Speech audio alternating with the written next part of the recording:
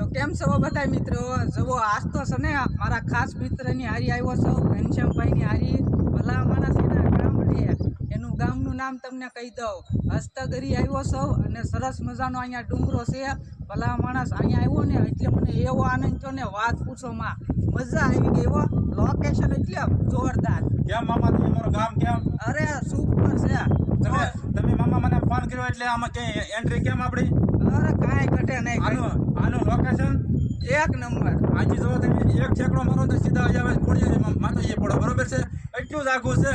અને મામાને હું 3 દિવસ આગ્રહ કરતો હતો, તો આજ અમારા મામા એમને જરૂરથી અહીંયા અમારી પાસે આવ્યા કે ભાઈ ઘનાભાઈ અમારે છે ને તમારું આ મંદિર જોવું છે, હું કોઈ ક્યાં આવ્યો નથી, તો આજે તો જરૂરથી એની મુલાકાત કરી છે અમારા મંદિર જાન દેરાસરની.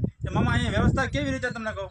અરે જોરદાર વ્યવસ્થા છે. અને ઘનાભાઈનો ઘણા સમયથી ફોન આવતો હતો અને મારે હકીકતમાં કે અહીંયા મારે જોવા આવવાનું હાવ બાકી હતું. એટલે મારે છે ને એક ફેર વિચાર હતો કે મારે છે ને ગમે એમ થાય હસ્તગીરીનો ડુંગર તો સરવા આવું જ છે.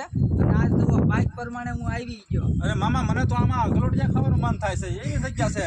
તમને કાંઈ એવો વિચાર નહીં આવતો? અરે મેં 2-3 ફેર આમ દોડીને ગયો ને હું. શું વાત છે મામા? તો મામા હાલો હવે આપણે હેઠા ઉતરીએ અને આપણે સોડા ને બધું પીવાનું બાકી છે, કારણ કે અહીંયા માવા સોડા કઈ પીવા જતા નથી. તો હવે હેઠે જાય છે ભાઈ. રામ રામ રામ. જે મામાને ઓળખતા હોય તો કોમેન્ટ જરૂરથી કરજો.